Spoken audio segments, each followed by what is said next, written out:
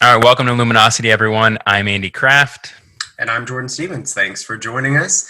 Today, Luminosity is spotlighting Digi-Bridge. So, Digi-Bridge is a nonprofit aspiring to create a generation of well-equipped 21st century learners. So, we're here with the CEO of Digi-Bridge, Alyssa Sharpe, and Hello. she is a former teacher with CMS, a certified Sci-Girls Trainer, the Principal of Sharpe Impact Consulting, and a mother of two. Thank you so much, Alyssa, for joining us today. We really appreciate you being on the podcast. Yeah, thanks so much for having me. Yeah. So we would love actually to get started with your background and just dive right into, as I mentioned in your bio, we found that you were a former teacher with That's right. CMS. Yeah. And so we were wondering, how that role as a teacher really led to your role now at DigiBridge. Yeah, great question. So, upon graduating from college, I majored in advertising and public relations and decided that was nothing that I ever really wanted to do. So, I enrolled in Teach for America. So, moved from South Florida to Charlotte, North Carolina. Never been to the city and never taught before. So, I learned so much in the 3 years that I was teaching first grade at a Title I school here in CMS. And through that process, really figured out I have a love for science and STEM education, particularly underrepresented minorities and females, and bringing them to life and providing opportunities for them to excel, which goes hand in hand with the work that DigiBridge is all about. That's awesome. So, can you talk about your role now? I mean, what do you do, and what's the favorite part about what you do today? Oh, great question. So, as the CEO of DigiBridge, CEO is a pretty big title, but you have to remember that we're a team of two people. So someone has to wear the leader hat. But I'm really responsible for driving the organization forward. We have so many programs that we're a part of and are continuing to hone our craft and what exactly is the magic sauce for getting students to become scientists and mathematicians and engineers. And I do a lot of fundraising for the organization to be able to do this type of work and really provide access to students all around Charlotte to be able to take advantage of these opportunities and really grow from our impact on them. I forget what the second half of the question was. Oh, what's your favorite part about what you Oh, do? yeah. My favorite part about the work with DigiBridge is we are usually, the first entry point for students to tinker, explore, build with materials in a scientific way. So when a student makes a chemical reaction for the first time and they just go crazy, that is exactly why I do the work that I do, because they have to ignite that interest somewhere. And we love being the start of it and then holding their hand through the process of really figuring out what they're interested in, providing more opportunities to go deeper. That's amazing. So I'm curious too, as far as for DigiBridge, are we talking STEM, STEAM? What sort of is all the parts and pieces for the programming for you all? Yeah, so there's so many iterations of STEM, STEAM. There's now STREAM, which the R stands for robotics, which I love because Okay. we do a That's lot of awesome. robotics programming. So Yeah. depending on who you talk to, you'll hear a different variation. But it's science, technology, engineering, arts, and math. And we think the arts really belongs because you can't have most of these practices and these disciplines without having an artistic component to it. Think about architecture and engineering. Creativity is usually what sparks kids' interest initially into these subjects. And so leaving that out just doesn't feel right. Yeah. I mean, think about like where would Apple be without that clean, MacBook, iPad, iPhone look. It's the Absolutely. artistic side is so huge. Yeah, Yeah. definitely, Yeah. definitely. And And kids are are just you? natural artists. They love to draw and build and, just make things look nice. Yeah. Well, that leads perfectly to the next question, which would be: are you finding that there are obstacles preventing children from sort of entering into or pursuing interest in STEAM right now? Like, is it is it kind of twofold? One, the awareness of it, but two, are there any boundaries between them and it? So, particularly for women and minorities, they just don't see enough people succeeding in the space that look like them. And so bringing more role models to the forefront, showing exactly that they have the same background as the students that we're serving and their path to where they are now is really inspiring and shows students that look like these successful engineers and rocket scientists that they are doing this and they can go on that same path as well. Yeah, that makes a lot of sense. Do you find that it's really so would it be fair to say then it's a matter of both opportunity and inspiration? Yes, absolutely. Opportunity, inspiration, students are natural, they're naturally curious, right? Which lends itself very well to these topics, but we have to provide them the opportunity to be able to get dirty and messy with materials without having any end goal, which sometimes in education can be really difficult because we're always trying to measure and we're trying to really evaluate what students are learning. And sometimes the process is the evaluation, and you can't really put metrics against that. And that's where people who have been successful in these fields are really innovating, is through that process of getting messy and hands-on is where the best ideas are coming from. Yeah. That brings me to something that we had talked about beforehand, and that was about like the goals for Digi-Bridge. It doesn't sound like it's okay, you have the goal of getting X number of people into college or a college scholarship or a business owner, but you're looking more to at least provide them with the opportunity to develop skills and use that to however they want. Absolutely. The most successful people in life have so many options, right? So we want students to be able to say, yes, I could have been a rocket scientist, but I chose to go into finance, or I chose to be a teacher, I chose to be a doctor. We just want them to know that those dreams are possible, that they have the tools to get there, and that, if they ever want to come back to it, they can. But stopping them before they even get started does nothing for our society and does nothing for the future generations.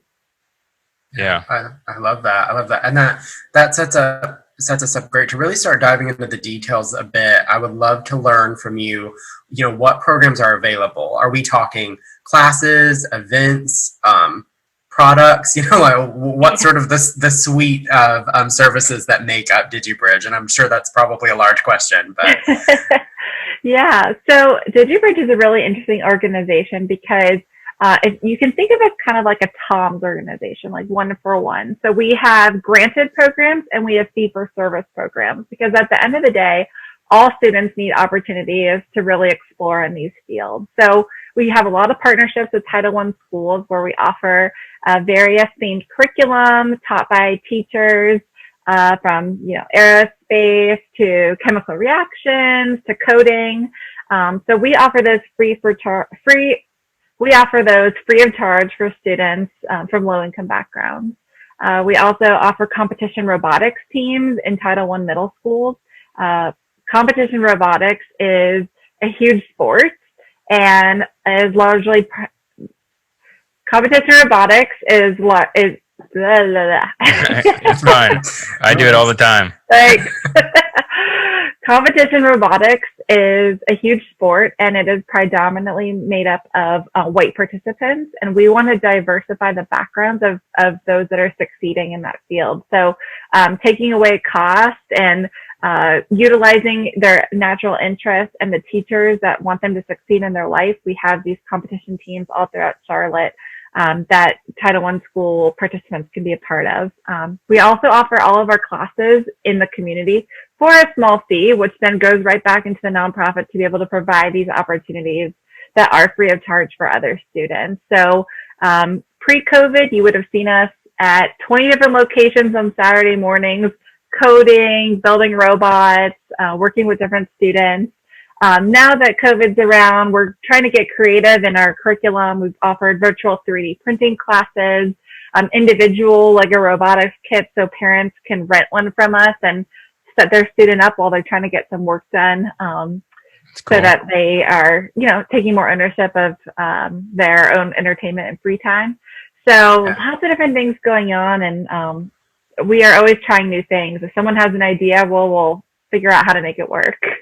Yeah. We've talked with several people and just seen around the community how many organizations have had to adapt. I mean, I imagine that it would help being hands-on, when you're dealing with the technical topics that you're dealing with and trying to teach kids. Obviously hands-on would be, I don't know, you'd think it'd be more beneficial for the kids, or they would enjoy that more. And when you can't do that for months on end, you got to adapt. So it's cool to hear how you guys have been able to kind of shift things. Yeah, we this summer provided 1,500 individual hands-on STEAM kits to students in our partner schools, and we worked with Lowe's and Collins Aerospace to develop curriculum. And then this week ahead, we're going to be building 500 more with Honeywell. That's going to include some books about aerospace and some more materials. So, everything's done virtual, but students still need materials to explore, and science is unfortunately not easily taught in a virtual capacity. Right. So how do we bring the experience to kids? It's something we've done in a much larger scale, but building it on an individual level has actually been really powerful for kids. Yeah, that's really impressive, that level of innovation, not only for your organization, but it's nice to hear that you've got these corporate partners, stepping in and really lending their expertise and time to support your work. Hopefully that's one of the silver linings that will come out of all this, is just that ability to, nurture those new relationships. Yeah, absolutely. And a lot of people are craving connectivity, and so they want to volunteer, but in a safe way. And so we can really provide those opportunities where they take materials, go home, write a note of inspiration, put together a package of a STEAM kit, and then bring it back to us that then goes to a student. So we figured out how to make connection possible, even in a disconnected way. Yeah. So that your volunteers would go pick up the supplies for the kit and then put everything together, and then they deliver it to you guys. Then we deliver on an individual school basis. So it's either on the buses that are delivering the lunches, or teachers are actually driving them to their students' homes as a point of checking in and making sure things are going okay. And it really helps foster those relationships so that students feel well cared for, even though we're only seeing each other virtually. Right. So yeah, I mean, you're talking about robotics and coding. What is the age range that your programs and these kits they serve? Yeah, so we work with kindergarten through 8th grade students. We have found that there are a number of really successful high school programs like Road to Hire, E2D, Digital Starlet, and we didn't want to replicate things that were already working. So we want to be the entry point. We want to spark the interest. We want to give them lots of opportunities to explore different topics. And then once they've figured out what they like, hand them off to these organizations that exist for them to be able to really develop their skill and get certifications and go to college and then become a scientist or a mathematician. That's awesome. Yeah, that leaves me wondering, how, since that's a pretty broad range, even though you're, really trying to get to these kids early, kindergarten through, so with the courses, are you finding that, do the courses have to evolve with age range and also with technology? Are there kind of different levels to how you approach things? Absolutely, yeah. Differentiation is a large topic in education and is one that we feel really strongly about. So we have different progression levels with our robotics kits. So we can start on an elementary level and then advance to a really difficult and technical coding platform, where initially it's all about building and designing and then coding. And this is really straightforward Python coding. Same with some of our more STEAM and science specific kits. We're building slime, and then we're taking away the recipe when they're older and figuring out, why does borax and glue and water make slime? So the different levels are really fun and provide lots of different challenges for students at different ages. Yeah. So you've been on kind of the teacher side. Mm-hmm. How have you seen the development and the interest change when kids are reading a textbook or doing their homework on a page versus when they're like building a robot? I mean, obviously both are important, but you've kind of seen both sides of that. Yeah, kids are all different, and sometimes you have to meet them where they are. And so when you're reading a book about robots, it doesn't come to life as much as it is when you're building one, and then go back to do the reading. So, initially grabbing their attention, or really looking at it from like a multidiscipline level. You can do so much of math and science and English and social studies, all utilizing the same project. And so we're really pushing teachers to be to do more project-based learning, to do more hands-on learning. We call it constructionist. It's not a new term, but encouraging more making and building to get to an end result instead of just keeping it really two-dimensional. Yeah, that makes sense. It's pretty fun. And we had talked about like how technology evolves. Most of the technology that you guys get, is it donated? Do you buy it? And how do you keep up with changing technology?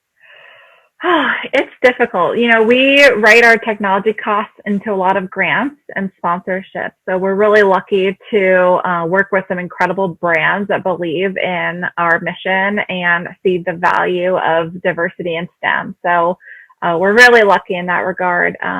But you're right. Technology is always changing. We have, 100 different robotics kits, and then they just released the new edition this summer.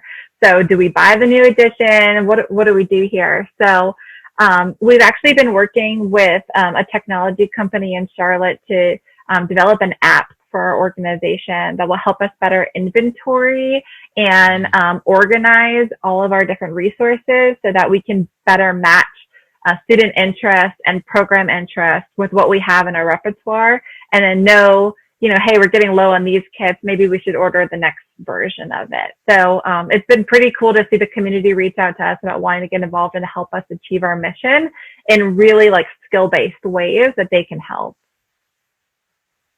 Yeah, that also sort of begs the question, like how many kids are we talking? Like across the programs and the courses, like what's sort of the what's sort of the set that you're working with right now? So last year we served over 4,000 students. Wow, that's amazing. Thank you. In 2018, we served about 2,000. So we doubled our impact last year, which is incredible. We're hoping to do the same this year, although COVID has presented a little bit of a challenge, but we're definitely up to it and thinking creatively. We are thinking creatively to get there. Yeah. And now, I mean, pre-COVID, and I guess probably what you hope to get back to is some more one-on-one, hands-on, where somebody can work with the kids. Are a lot of the programs or courses done in group settings, or is it a lot of one-on-one, instructor child? We believe in the power of group work. Kids learn so much when they have to work as a team. We do a lot of assigning roles. So if you're coding, someone's the driver and someone's the navigator. So someone's hands on the computer, actually writing the code. The navigator is next to them, anticipating problems and bugs and helping them look ahead. And so pair programming is really popular in industry, and it's really popular in education. So not being able to do things in a group is really harmful to our students, but we're figuring out ways to get around it. We're still able to do some small group instruction. I think the biggest thing that we miss is our special events. We do a lot of family code-ins and daddy-daughter code-ins where we're grouping generations together to learn from each other and to validate each other's interest in these subjects. So we're looking at some virtual programs for that, but we're really missing our in-person work. That's tough. I'm sure in those code-ins, the parents probably learn just as much as the kids. Oh, absolutely. I know. There's one story where we did a code-in at Highland Renaissance Elementary, and the parents went with their child, and they had their grandparents involved too. And one of the grandparents called me up and said that they had changed their entire spring break plans because their son wanted to go to Atlanta to go to the aquarium because he had studied a subject about what we talked about at our code-in. And so she was just talking about how he came to life after learning and experiencing echolocation and using apps to track migration patterns. And that has really changed like the trajectory of his interest and what he's seeking now to do with his family, which is pretty neat. I love that, sort of success story, if you will, of not only, like how this program is operating, but then like how it's, even that one child's life, like how that could completely change where he ends up going, in his education and in his career. And that leaves me wondering, do you find that when kids participate in one, do you have a lot of repeats, especially since the programming evolves? Do you see, kids year after year kind of graduating to those next levels? Yes, absolutely. And the most amazing thing is when they graduate 8th grade and then they want to come back as a volunteer. So they really care about being we call it a near peer mentor to students in middle school or 5th grade to go back and teach what they learned. And it really helps them solidify their knowledge when you're teaching someone else what you know. And it looks good on a resume. It introduces them to, role models and to, internship opportunities. So it's pretty cool to see the impact of the work year over year. Yeah, that's awesome that creates sort of like this, like cycle where the program doesn't even, there's an opportunity when you're no longer a participant to really become a mentor. That's amazing that kind of creates that extended relationship with these students. Yeah, absolutely. Yeah. And then you see changes at the parent level or an older sibling level. They see, their younger siblings who's a part of our program get really interested about coding, and maybe they had no interest before, but now as an 18-year-old, they do. And so they can seek out programs like Road to Hire, who we partner with in East Charlotte, so that they can go back and get their certification and enter these jobs at the same time that their younger sibling is doing that. So it's not only life-changing for the students going through it, but their entire nuclear family too. Yeah, that's fantastic. Yeah, it's just this exponential growth of inspiration. One little project, that changed the whole trajectory of his life and maybe his brother and sisters. And that's nice to see that the parents are supportive of that, the guardians. And that was going to be one of our questions was, are parents excited for their kids, or do you find that most parents are encouraging of their kids kind of pursuing this avenue that wasn't available to them previously? Yeah, I think sometimes parents get a bad rap that they don't care about their students or they're too busy to understand what their students are doing. But that's not the case at all. They just have to find the one thing that their students are really passionate about for them to get as excited about too. And so that's why we do so many parent-oriented events. We invite them to all of our sessions.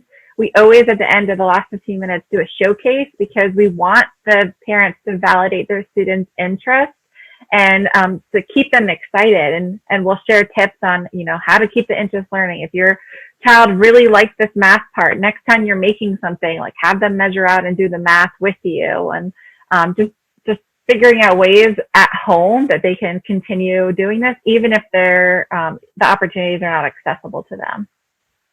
Yeah. I've heard stories of people where, maybe during the summer they just do their summer project is like building a tree house. I mean, that takes creativity, it takes learning math, how even power tools work, so even though you're not in a classroom setting, you're still learning a lot of real world tools that can inspire you to maybe even pursue a career in it down the road. Yeah, that's right. As soon as COVID shut everything down, our team immediately switched into content making and making it free and available to anyone that needed it. So we developed these at-home STEAM guides that all had a specific topic. And so we did one about spring and pollinators and robotics and Rube Goldberg machines because, everyone was stuck at home, and the home is a great place for you to continue your learning if you know what to do with the tools that you have. And so, for example, a Rube Goldberg machine is making a really complex machine to solve a simple task. And so, how do I take this marble, which then knocks over a soda can, which then spills and raises the level of this tiny boat to, flick on the toaster to make some toast. So just getting kids excited and showing them that they have so many tools available to them to explore these subjects is so important to us. Yeah. Well, thank you so much for this like overview of sort of like what you all are up to at a high level. I would love to take a moment as well just to talk about more of the nitty gritty details of like how people participate. So how do kids and this might be a COVID related question a bit, but how do they attend? If a parent is interested in your programming, how do they find you and get set up? Yeah. So first and foremost, we have various school relationships all around Charlotte. So if you're fortunate to attend one of those schools we have a partnership with, then our programming is available and free for you. And we work with our schools to make sure that the information is well known. So I think we're up to about 20 different schools that we work with right now. So that's continuing this fall. We have no plans in stopping, regardless of whether we're in the schoolhouse or not. If you don't attend one of our schools, then we're very friendly on social media and our website, which is digibridge.org. We put all of our free content on there. Our classes that we're going to be registering for, you can sign up that way. And we are always out in the community. So this summer, we set up at different parking lots. We were a part of Freedom Schools. We did some work with Girls on the Run because we just want to provide in-person opportunities for kids to explore STEM. And we can do that in a safe way because our materials are packaged in a sort of way that is very individual. And so if we're going to be at a farmer's market or we're going to be setting up in a parking lot of a church, we'll put it on our social media. So be sure to follow us. We're at Digi-Bridge US. Okay, we'll plug that in the show notes so people can easily find you. Thank you. And then what about like sourcing teachers or facilitators? Are all those people local to Charlotte? How do you find them?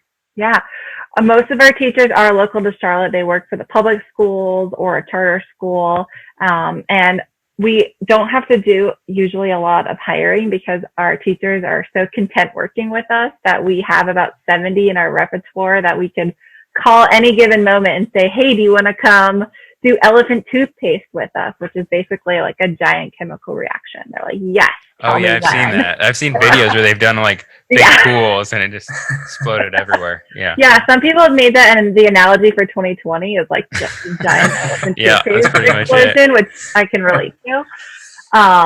But we are always in need of volunteers as we plan our fall programs, and we're making these individual STEAM kits.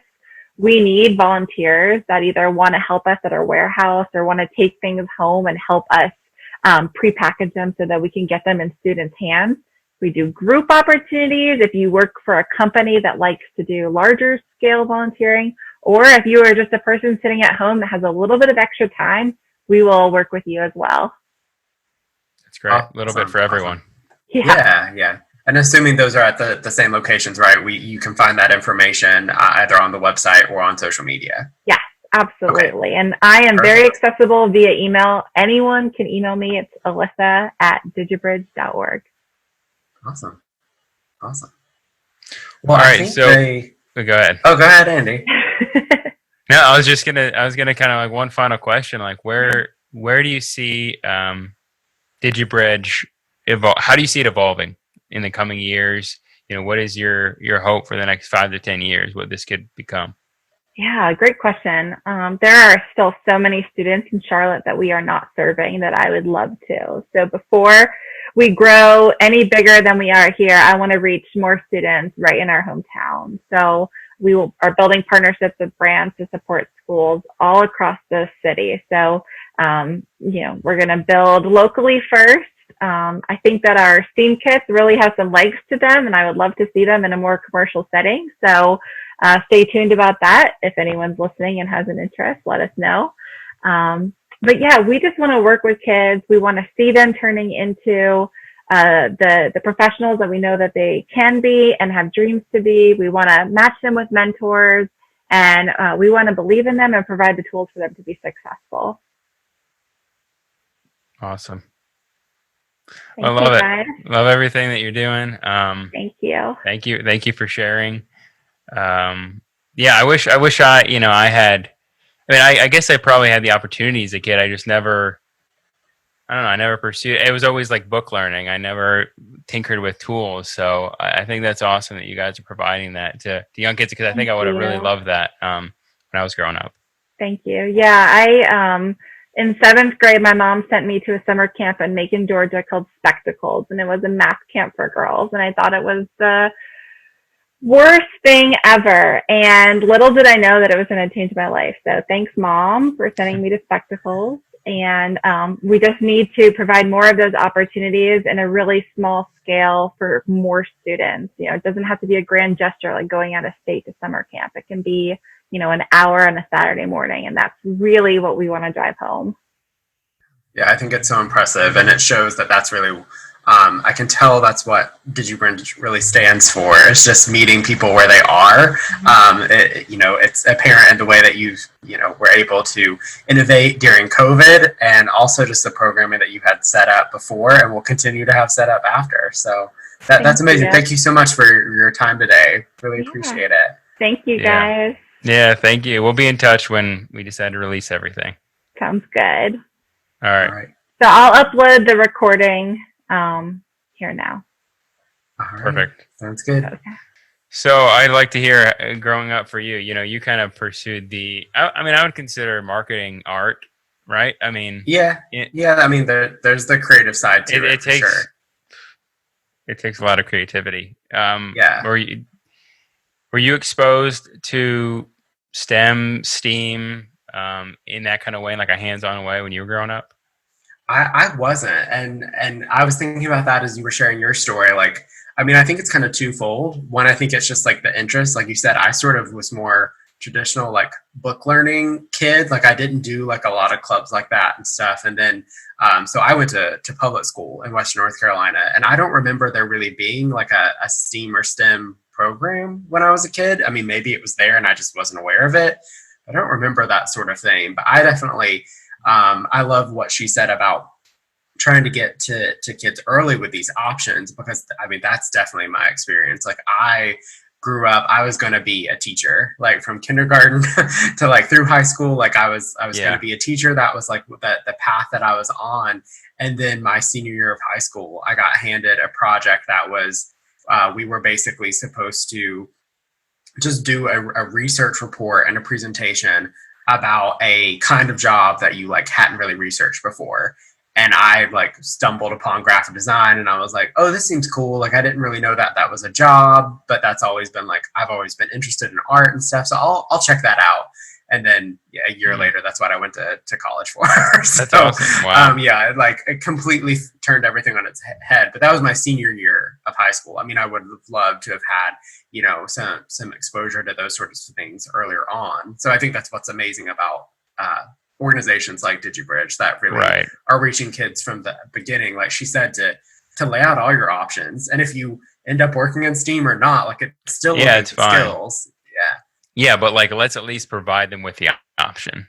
Mm-hmm. Like to see, because like she said with that kid, like that changed his whole life. Like you taking that one course kind of changed your whole life. It's interesting how just these like little experiences that you wouldn't even think anything of can completely change the trajectory of your passions. Yeah. And just the opportunity, especially, here in Charlotte, the everywhere for the more underserved, student populations, the kind of schools that don't even have, regular after school programs, stuff like that. Like I love that they have their relationships with these schools, but also like she said, it could just be a parent kid thing on one Saturday morning, just one exercise. It doesn't have to be this, like big, I'm going to sign up for, 3 months or a camp or something like that. I think that's really, it's nice how accessible they've made their programming. Yeah, it's true. That's why when I was talking about when I grew up, like when I say opportunity, like I could have, I think if I would have, I don't know, if I would have asked my parents, hey, I want to do this, like I would have had the opportunity, Yeah. but a lot of kids don't. A lot of kids don't Right. even have, they can't afford a program, or they might not even have a laptop to tinker around with, you know? So I like how they're bringing in these kits, and it's Mhm. covering everything from engineering to robotics. I remember like when I was younger, my brother and I loved Legos, and any Legos that had like a little moving part, like even like a Yeah. spring or something, was so Yeah. cool. Yeah. And it's Yeah. not, and like now these kids are able like to put it together almost themselves through these Mhm. kits, which is Yeah. it's really Yeah. cool. Well, and I'd like to, help her highlight that volunteer opportunity that she mentioned too. I think it's awesome, with a lot of people right now, like saying, what can I help to do? But then also having their own concerns about showing up and volunteering in certain ways. The Right. fact that it sounds like you can help them assemble kits like from the comfort of your own home. And it's really, that sounds like an awesome way to give back. But in a way that, again, just like I mentioned, accessibility for their students, that's really sounds like a very accessible volunteer opportunity that Yeah. they have right now. Yeah. No, that's a really good point. And I know it may sound like one of those things like, okay, well, packing boxes or packing a bag isn't really doing anything, but it really is. Like that's a pack that a kid is going to be able to open up. He's going to have an amazing time putting that together, and he's going to learn a lot. And it literally could change their life just Yeah, yeah, by that kit that you pack together for them that wouldn't have otherwise been yeah, distributed to that kid. So definitely. And she said that they were a team of two, so I'm sure that yeah, she would not mind some help with right. getting these supplies together. That's awesome that they're even working on that app for inventory. I mean, I would imagine so much of this is like a logistics game for them, especially since everything's gone virtual. So Yeah. yeah, yeah. Yeah, so check out their website. It's digi-bridge.org. And then they also are active on social media, and you can learn more to get involved there. So check it out.